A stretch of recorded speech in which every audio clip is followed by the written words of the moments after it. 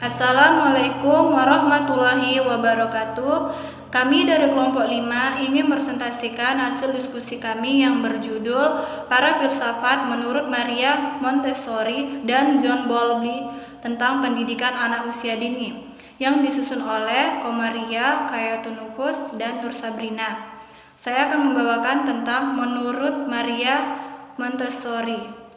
Montessori adalah sebuah metode pendidikan bagi anak yang dalam penyusunannya berdasarkan pada teori perkembangan anak. Karakteristik dari metode ini adalah menekankan pada aktivitas yang dimunculkan oleh diri anak dan menekankan pada adaptasi lingkungan. Belajar anak pada level perkembangannya dan peran dari aktivitas fisik dalam menyerap konsep pembelajaran dan kemampuan praktis. Sesuatu yang lebih utama bagi gagasan Montessori melebihi fokus pada anak dan aktivitasnya adalah gagasan Montessori yang menyatakan bahwa pendidikan harus berjalan sesuai dengan perkembangan. Metode Montessori merupakan metode pembelajaran yang digunakan sekolah-sekolah privat atau swasta di berbagai negara bagian di Amerika Serikat. Tujuan dari semua metode pembelajaran maupun teori-teori pendidikan yang ada adalah untuk membantu anak menjadi manusia mandiri dan produktif ketika mereka dewasa. Demikian halnya metode Montessori yang bertujuan untuk membantu anak menjadi manusia mandiri. Metode Montessori menekankan pada kegiatan yang mampu untuk merangsang anak agar lebih mandiri sejak dini, mengembangkan rasa disiplin dan penuh rasa percaya diri di dalam suasana yang aman dan penuh kasih sayang. Untuk itu, program-program yang diterapkan lebih mendekati kegiatan kehidupan sehari-hari pada seluruh dimensi anak-anak pada sekolah. Dengan metode Montessori memiliki kemampuan yang relatif cukup baik dalam usaha mencapai tujuan pendidikan yang telah disusun.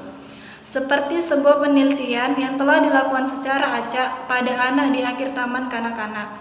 Anak tersebut menampilkan hasil yang lebih baik pada tes standar, yaitu membaca, berhitung, demikian juga interaksi yang positif di taman bermain dan menampilkan interaksi yang baik.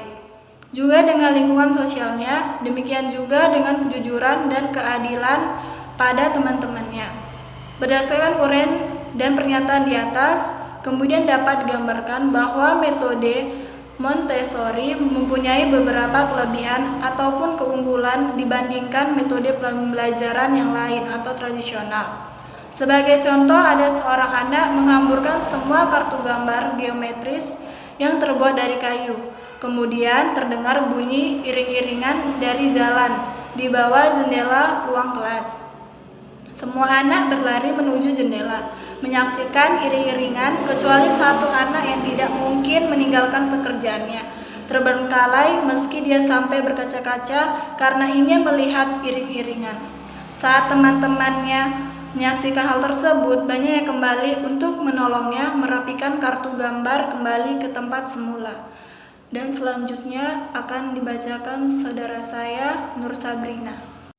Assalamualaikum warahmatullahi wabarakatuh.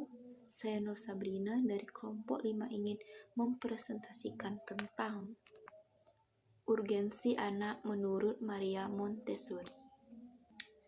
Pendidikan anak sejatinya menurut Maria Montessori adalah pendidikan sejak lahir, yaitu dimulai dari 0 tahun sampai dengan 6 tahun. Diharapkan orang tua atau guru harus memiliki kemampuan untuk mengembangkan potensi anak yang benar untuk belajar. Dan pemikiran Maria Montessori telah memberikan kontribusi yang besar terhadap revolusi pendidikan yang dewasa ini. Menganggap bahwa anaklah yang membangun orang dewasa, bukan orang dewasa yang membangun anak. Anak adalah makhluk yang konstruksi yang memerlukan bantuan orang dewasa agar perkembangannya optimal. Pendidikan yang selama itu terjadi dalam pandangan Montessori telah membelenggu perkembangan anak, guru, dan orang dewasa yang egosentris, otoriter, dan berperan sebagai ahli adalah merupakan kekeliruan besar. Perkembangan anak selanjutnya, anak akan berkembang seadanya, bahkan dalam kondisi yang tertindas. Hal tersebut menyebabkan ia menekankan perlunya pola pendidikan baru, yaitu sistem pendidikan sejak usia dini yang sesuai dengan perkembangan anak, di mana peran orang dewasa sangat penting dalam membantu perkembangan mereka secara optimal. Berikut adalah pokok-pokok pikiran atau asumsi Maria Montessori. Montessori memandang perkembangan anak usia dini atau TK sebagai suatu proses yang berkesinambungan. Ia memahami bahwa pendidikan merupakan aktivitas diri yang mengarah pada pembentukan disiplin pribadi, kemandirian, dan pengarahan diri. Menurut Montessori, persepsi anak tentang dunia merupakan dasar dari ilmu pengetahuan. Untuk itu, Montessori merancang sejumlah materi yang memungkinkan indera seorang anak dikembangkan dan menggunakan materi untuk mengoreksi diri anak menjadi sadar terhadap berbagai macam rangsangan yang kemudian disusun di dalam pikirannya, seperti bermain, seperti bernyanyi sambil bermain, seperti itu, main tebak-tebakan.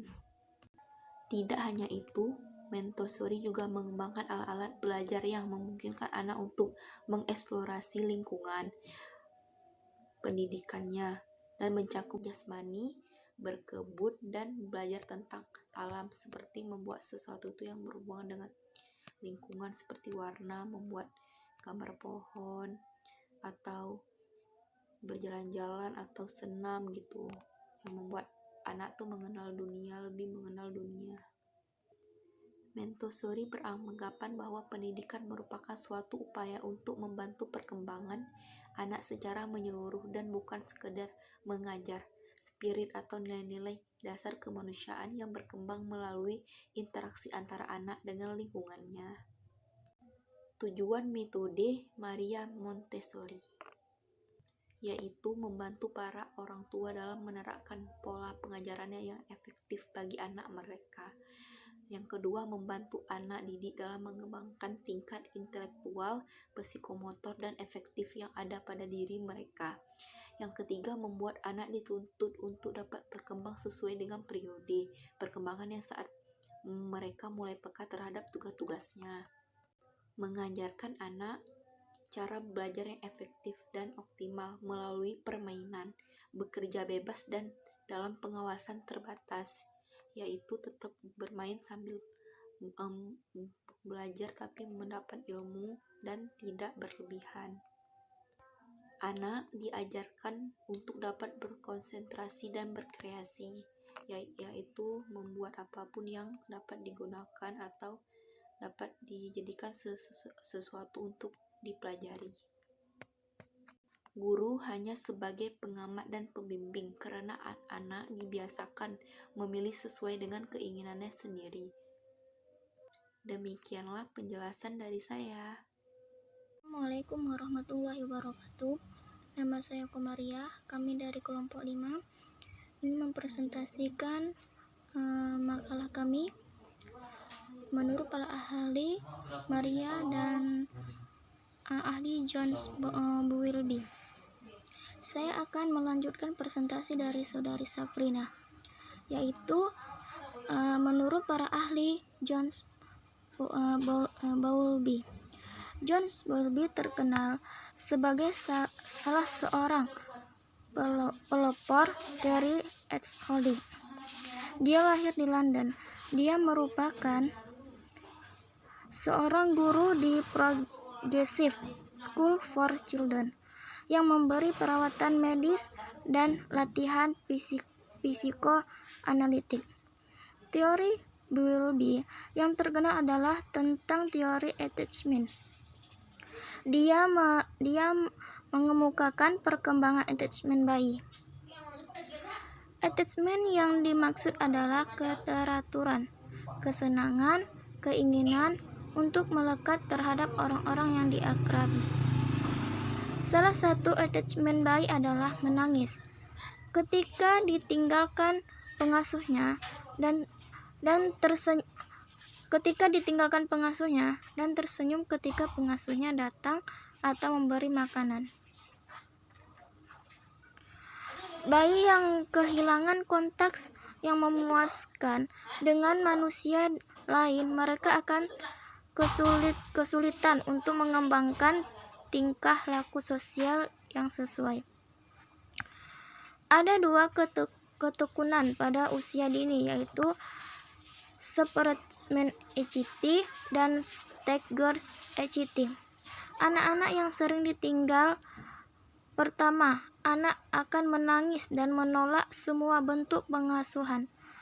Berkembang melalui periode dependence, menjadi queens, menarik diri, dan pasif.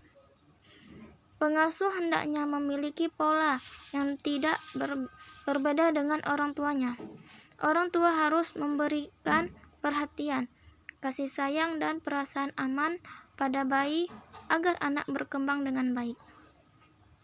Tujuan pengalaman penting untuk pekerjaan Bowlby di masa depan dan pengembangan teori keterkaitan adalah pengalaman mengajar Bowlby di sekolah Priory Gates, tempat dia bekerja dengan anak-anak yang tidak bisa beradaptasi dan nakal.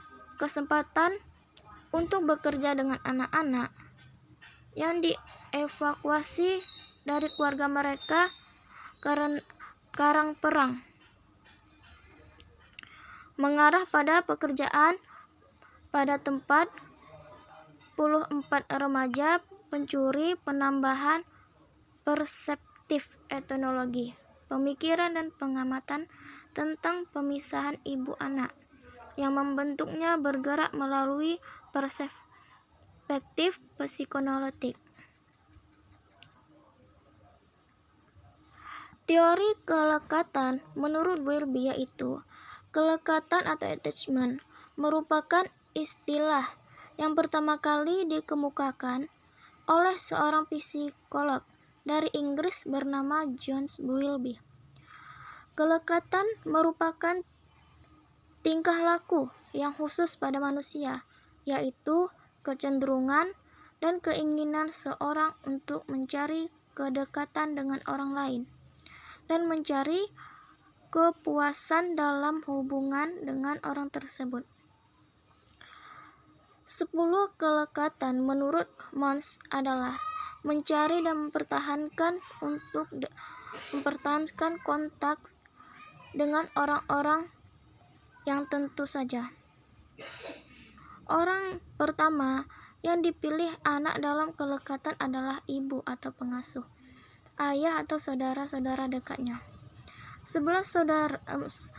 Sedangkan menurut Stengs, kelekatan adalah ikatan emosional yang erat di antara dua orang.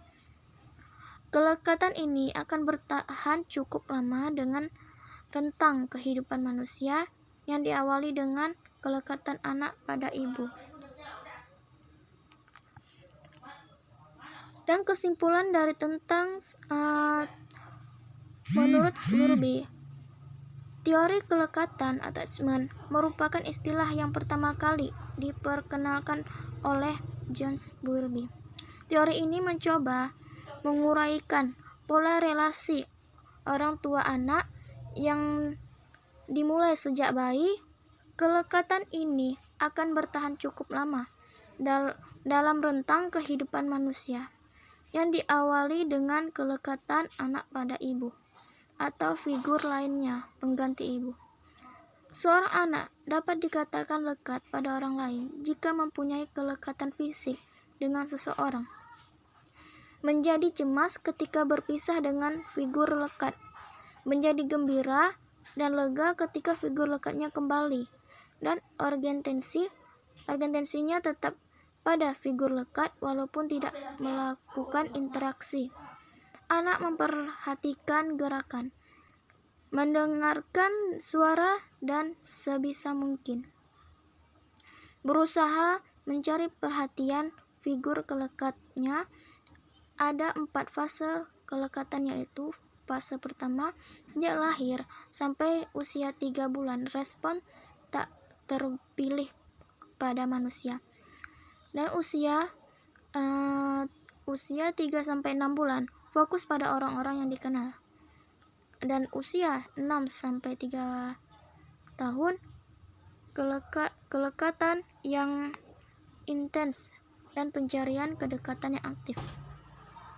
Usia 3 tahun sampai akhir masa kanak-kanak, tingkah laku persahabatan.